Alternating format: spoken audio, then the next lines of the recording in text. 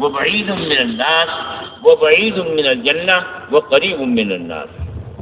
جو کنجوس آدمی ہے وہ اللہ سے بھی دور، بندوں سے بھی دور۔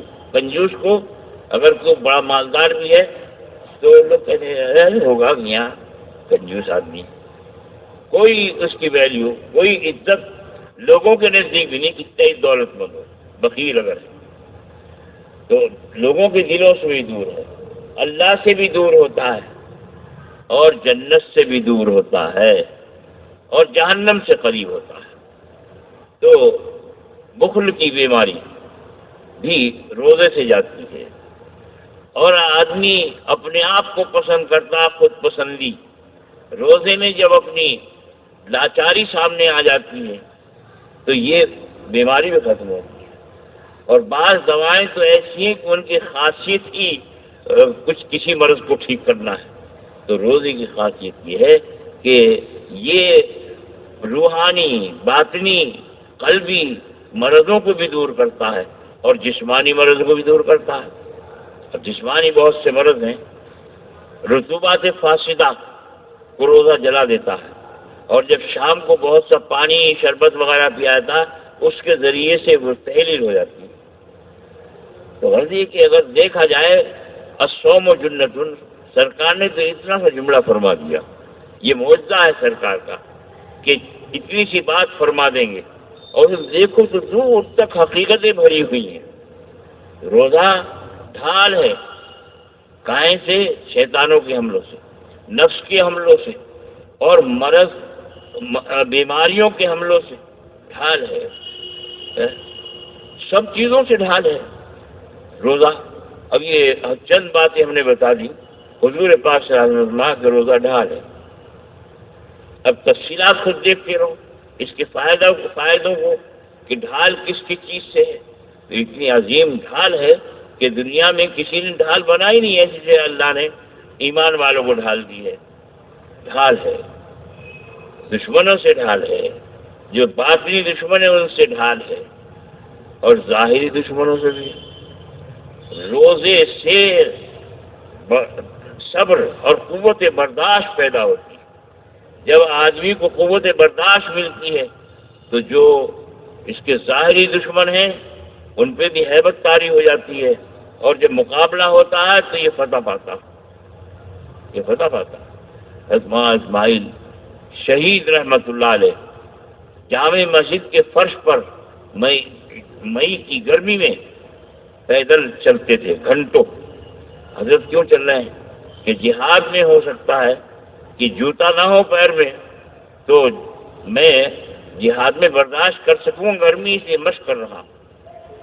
اور دلی سے تیر کر کے آگرے پہنچتے تھے، تیر اس لیے رہا ہوں ہو سکتا ہے کہ کہیں دریا میں تیرنا پڑے جہاد کے موقع پر، تو میں تیرنے کی مشق کر رہا ہوں۔ مجاہدین سبھی مشقیں کرتے ہیں۔ تو یہ جو روزہ ہے یہ صبر سکھاتا ہے انسان کو، اور صبر کی حقیقت بھی بہت بڑی ہے، کسی وقت بتا دیں گے۔ تو صبر بھی انسان کے اندر پیدا کرتا ہے، اور صبر میں ظاہری فائدہ بھی ہے، تھوڑا فائدہ بھی آپ کو معلوم ہوا، اور صبر میں دینی اور روحانی فائدے بھی ہیں سارے کے سارے صبر کے اندر۔ اور صابرین سے بے شمار اجر اور ثواب کا بھی وعدہ ہے اور جنت کا بھی وعدہ ہے، اور صابرین سے تعالی شان و راضی ہوتے ہیں۔ تو روزہ صبر ہے اور صبر سکھاتا ہے۔ روزہ ایک ایسی عجیب و غریب عبادت ہے کہ جیسے بعض دوائیں ہوتی ہیں نا ہر مرض میں مفید ہوتی ہے، تو روزہ ایسا علاج ہے، ظاہری، باطنی، جسمانی، روحانی تمام امراض کے لیے مفید ہے۔ اور جس کو اتنی بڑی مایا مل گئی وہ اس سے غافل ہے۔ یہ تو ایک روزے کی بات ہے، اور پورا دین دیکھو تو ایک ایک چیز میں کتنی دولتیں اللہ نے بھر دی ہیں، دنیا کی، آخرت کی، جسمانی، روحانی، لیکن ہم لوگ غافل ہیں، ہم میں جہالت زیادہ ہے، اور جن کو کچھ تھوڑا اس کا علم ہے ان فائدوں کا ان کے پاس بیٹھتے نہیں، تعلق نہیں رکھتے، بلکہ ایسے لوگوں کے پاس بیٹھتے ہیں جس سے دین سے دوری ہو جائے۔ اللہ جل شانہ نے یہ دولت عطا فرمائی. ایک سیاح گزرا انگریز برنارڈ شاہ، یہ دنیا کا سفر کر کے جب پہنچا ہے لندن تو لوگ اس سے ملنے کے لیے آئے، پوری دنیا کی سیاحت کر کے آیا. لوگ ملے، پوچھا، کسی نے کچھ پوچھا، کسی نے کچھ پوچھا. آپ نے ساری دنیا کا سفر کیا ہے. ایک آدمی نے کہا کہ بس میں ایک بات پوچھنا چاہتا ہوں، آپ نے ساری دنیا کا سفر کیا، یہ بتائیے کہ ساری دنیا میں سب سے بڑھیا، سب سے اچھی چیز کیا ہے اور سب سے بری چیز کیا پائی آپ نے؟ امید یہ بتا دیجیے. برنارڈ شاہ نے یہ کہا کہ ساری دنیا میں گھوما ہوں لیکن سب سے بڑھیا چیز مجھے اسلام ملی. اسلام سب سے بڑھیا ہے، اس سے بڑھیا دنیا میں کوئی چیز نہیں ہے. اور فرمایا سب سے گھٹیا مسلمان ہے، مسلمان سے زیادہ گھٹیا مجھے کوئی نہیں ملا، کیونکہ اتنی بڑھیا چیز اس کو ملی، اس کی قدر نہیں کرتا، ناقدری کرتا. اب ہیرے جواہر جس کو مل جائے قدر کرنی چاہیے. تو ایسا مذہب ان کو ملا مسلمانوں کو، لیکن اس کی قدر نہیں کرتے. اب ناقدری ہے. مسلمان جا رہا ہے کہاں؟ یہودی کے گھر جا رہا، یہودی سے رہا بھیک مانگ کے. مشرک کے یہاں جا رہا، وہاں چہرہ لیا ہے مانگ کے. دوسروں کے در کا بھکاری بنا پڑا ہے اور اپنی دولت کا اس کو پتہ نہیں تو اللہ نے کتنی دولت دی ہے.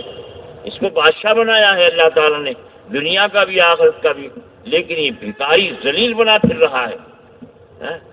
یہودیت لے آیا، نصرانیت لے آیا، مجوسیت لے آیا اور نہ نے کیا کیا نجس لے آیا دنیا بھر سے، اور نہیں عمل کیا تو اسلام پر نہیں کیا. اسلام کی ناقدری کی مسلمان نے، اس کی قدر نہیں کی، اس کو حقیر سمجھا، ذلیل سمجھا. اور آج تو مسلمان ان لوگوں کو بھی ذلیل سمجھ رہے ہیں کہ جو اسلام پر چلنے کی کوشش کر رہے ہیں ان کو بھی ذلیل سمجھ رہے ہیں. امام مسلمان کے نزدیک ذلیل ہے، مؤذن مسلمانوں کے نزدیک ذلیل ہیں. کوئی ذمہ دار آدمی، بڑا آدمی، متولی یا مسجد کے جو ارد گرد رہنے والے مسلمان ہیں، کیا سمجھتے ہیں مؤذن کو؟ آپ کو تو معلوم ہے کیا سمجھتے ہیں. اور کون ہے یہ وہ ہے جس کو قرآن نے کہا ہے کہ اس سے اچھی بات کسی کی نہیں. وَمَنْ أَحْسَنُ قَوْلًا مِّمَّنْ دَعَا إِلَى اللَّهِ، اس سے اچھی بات کسی کی نہیں ہو سکتی جو اللہ کی طرف بلاتا ہے. مؤذن اللہ کی طرف بلاتا ہے. جب لوگ حساب کتاب میں مصروف ہوں گے تو مؤذن اور وہ شخص جس نے قرآن پڑھا اور امامت کی اور جس نے اپنے اللہ سے اور بندوں سے معاملہ صاف رکھا، تین قسم کے آدمی ہوں گے. یہ مشک کے ٹیلوں پر اتنا سا مشکلات ہزاروں میں مشک کے ٹیلوں پر ٹہلتے تفریح کرتے ہوں گے. کوئی غم نہیں ہوگا. ان کو حکم ہوا جاؤ ٹہل لو، تم سے حساب کتاب نہیں ہے، حساب کتاب سب سے لیا جائے گا. تو اوروں سے حساب کتاب ہوگا، ان تین آدمیوں سے نہیں ہوگا حساب کتاب. قرآن پڑھا، امامت کی، اور جس نے اذان دی اللہ کو راضی کرنے کے لیے، اور جس نے معاملہ اپنے اللہ سے اور انسانوں سے معاملات صاف رکھے. یہ تین قسم کے آدمی ہوں گے کہ ان سے حساب کتاب نہیں ہوگا اور ان کا اتنا بڑا اعزاز ہوگا. مشکلوں پر تم ٹہلو، اوروں کا حساب کتاب ہو جائے، تم کو جنت میں ایسی جانا. اب بتاؤ مسلمانوں، ایمان کی کتنی قدر ہے. ایک دنیا کا الٹی تعلیم حاصل کیے ہوئے اس کو کتنی تنخواہ ملتی ہے؟ 1,00,000، 1.5 لاکھ، 2 لاکھ، 5 لاکھ. کسی امام کی بھی یہ اتنی تنخواہ دنیا میں. یہ توہین کر رہے ہیں مسلمان امام. مؤذن کا ادب کر رہے ہیں کہ اللہ کے نام کو بلند کر رہا. اللہ نے کہا وَمَنْ أَحْسَنُ قَوْلًا مِّمَّنْ دَعَا إِلَى اللَّهِ، جو اللہ کی طرف بلاتا اس سے اچھی کسی کی بات نہیں ہے. سب سے بڑھیا اس کا کوئی ادب کرا. جہاں ذرا سے اگر کان پکڑیں گے کچھ نہیں. علماء کا ادب کر رہے ہیں، علماء کا بھی ادب نہیں کر رہے. حالانکہ وہ نائب رسول وارث نبی ہے جس کی توہین سے ایمان سے آدمی محروم ہو جاتا ہے. یہ ہزاروں مفتیان کرام کے فتاوی موجود ہیں.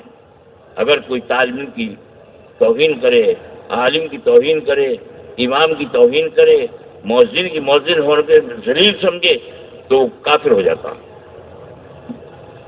مسلمانوں میں کیونکہ جہالت بہت ہے اور علماء کے پاس بیٹھتے بھی نہیں ہیں، علماء سے دور بھاگتے ہیں. شیطان نے کہا ان کے پاس مت جانا، اس لیے کہ ان کے پاس اگر تو چلا گیا تو پھر میرے قبضے میں نہیں آ سکتا. تو جہال جتنے ہیں، چاہے وہ اپنے آپ کو دیندار بنے مگر وہ علماء سے بھاگتے ہیں، علماء کی غیبت کرتے ہیں. بھائی ان کے پاس میں جائے، اس میں تو یہ ہڈیاں ہیں، اس میں یہ عیب ہیں. سمجھے؟ اپنے آپ کو بدل لو اگر ایمان دنیا سے لے جانا چاہتے ہو، ورنہ یاد رکھو کہ اگر دین کی یا اہل دین کی توہین کر دی تو خدا کی قسم ایمان میسر نہیں ہو سکتا، کتنے ہی بنے پھرو. اسی لیے برنار شاہ نے کہا کہ سب سے بڑھیا چیز اسلام ہے اور سب سے گھٹیا مسلمان ہے کہ اسلام اور اسلام کے خدام کی یہ کوئی قدر نہیں کرتے. لوگ دوسرے تمہیں کہہ رہے ہیں اور تم نہیں مان رہے، نہ اپنوں کی مان رہے نہ دوسروں کی مان رہے. اپنوں کی نہیں مانتے، دوسروں کی بھی نہیں مانتے، تو پھر کس کی مانو گے؟ قرآن و حدیث کی مانو، اسے پڑھو. اپنے علماء کی مان لو. اپنوں کی نہیں مانتے تو ان یہود و نصارہ کی مان لو جو کہہ رہے ہیں کہ یہ مسلمان ناقدرے ہیں اور سب سے قیمتی چیز دولت ان کو ملی ہے. کسی کی مانتے ہی نہیں، اور جب نہیں مانتے تو اس کا نتیجہ بھگتنا پڑے گا. خیر، سرکار دو عالم صلی اللہ علیہ وسلم نے اتنا سا لفظ فرمایا، اس میں سمندر حقیقتوں کا بھرا پڑا. فرمایا 100 جنت روزہ ڈھال. اب اس کی تفصیل کرتے کرتے اگر کوئی آدمی کوئی عالم اس کی پوری تفصیل اس کی موٹی کتاب ہو جائے گی. اس کی تفصیلات، روزہ ایک بہت بڑی نعمت اللہ تعالیٰ نے ہمیں عطا فرمائی، بہت بڑی دولت عطا فرما دی. اب ہم سمجھ رہے ہیں کہ بھوکے مر رہے ہیں. بھائی خوب دھوپ ہو رہی، گرمی ہو رہی، ارے بھوکے مر رہے ہو، لیکن مل کیا رہا ہے اس محنت میں یہ بھی تو دیکھو، یہ بھی دیکھو. اس کے نتیجے میں اللہ تقویٰ دے رہا ہے اور متقین کے لیے اعدت للمتقین جنت تیار کر رکھی ہے. ارے 1000 مہینے بھی اگر پیاسے رہو اور جنت مل جائے، اللہ کی رضا نصیب ہو جائے تو بھی سستا ہی معاملہ ہے. اللہ جل شانہ ہمیں اسلام کی اور اہل اسلام کی قدر کرنے کی توفیق عطا فرمائے. جو اللہ نے اپنے احکام دیے ہیں ان کی عظمت، ان کی تعظیم کرنے کی، ان کی قدر کرنے کی اور تعمیل کرنے کی ہم کو اور پوری امت کو توفیق عطا فرمائے. وآخر دعوانا الحمدللہ رب العالمین.